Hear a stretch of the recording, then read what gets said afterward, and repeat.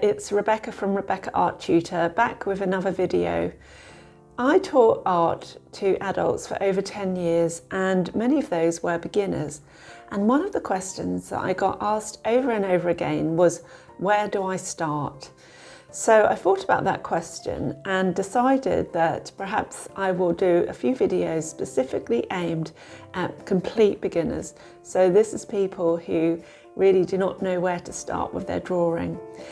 So with this idea in mind, I'm going to create the first in the series, and this one is going to be about shape and proportion. So let's get into it. I have the things that I need here for the exercise, so just let me explain what I've got in front of me.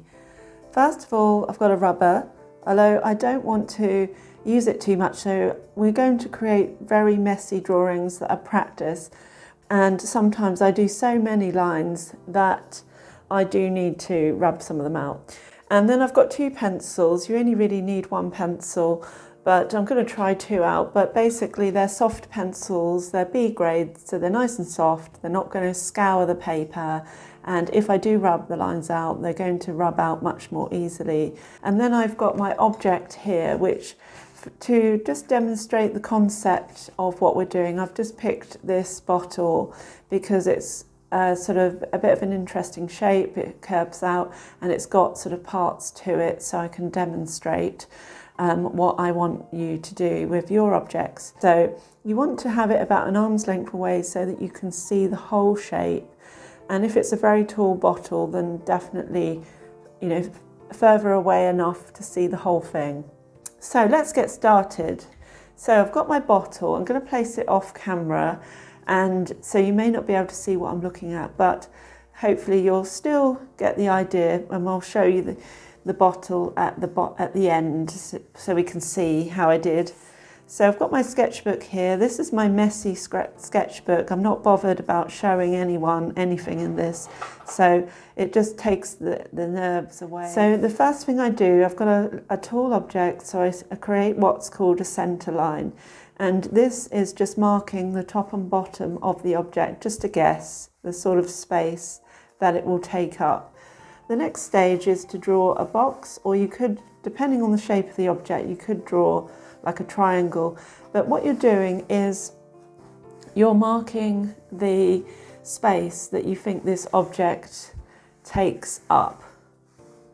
So they're very scrappy lines, and in fact they should be done very lightly, but I want you to see my lines, so I'm pressing a bit harder than I would normally. Now what you do at this stage is you just check you've got the proportions. So this is actually a lot taller than this, so I'm going to extend it. As you can see, it's really messy. I think the object is roughly about that tall. The next thing I do is I'm going to segment the object into its parts.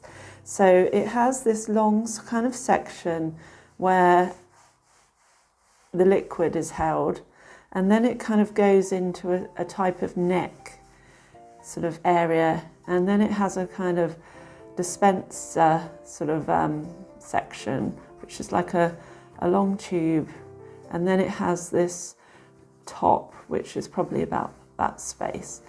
And so very, very roughly indeed, as you can see, they're boxes, so they're 2D shapes. I'm not worrying about curves and edges at the moment. I just very roughly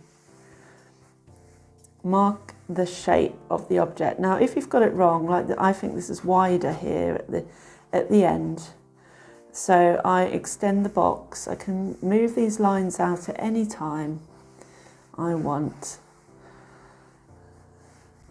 So roughly get, and it may be lopsided. Now whenever I'm drawing long objects, tall objects that are symmetrical, in other words, if you were to cut down the middle, it is the same each side. The common mistake I see all the time is lopsided bottles. So the center line can really help with this. But another thing that can really help is to turn your drawing upside down, or to look at it in a mirror will do the same. And you'll probably straight away see, that maybe it's lopsided or something has gone wrong there, and you can just edit up while you're upside down, just any glaring errors, just go over those. That is the step 1 and step 2 of this process. So let's just remind you what I'm drawing. So we have the long section, the short sort of neck bit, and then the dispenser, which I've kind of blocked into parts. Now we're going to move on to part 3, which is about checking, adjusting, and then finally putting in the curves and the corners and making it look 3D. One of the things I always check is the widths. So the widest part of the object, in this case it's the base, I check that measurement there, and I compare it with the measurement of the other key reference points.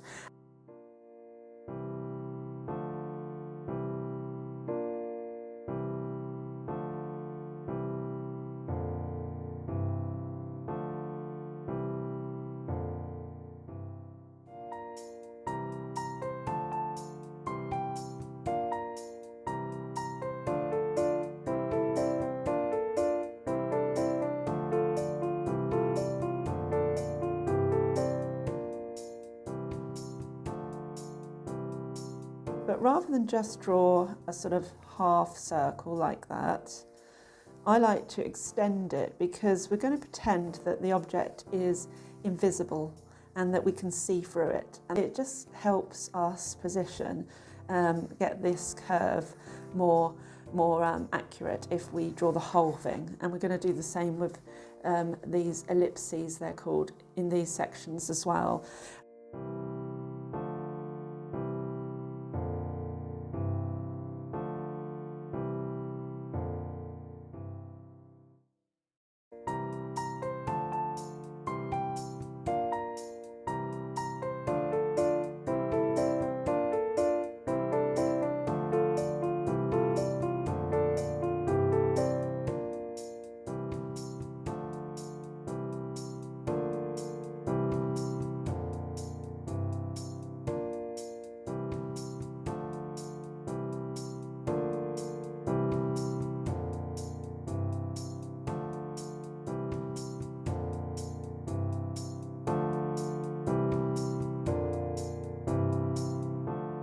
This is what the object looks like, so you can see what it's based on.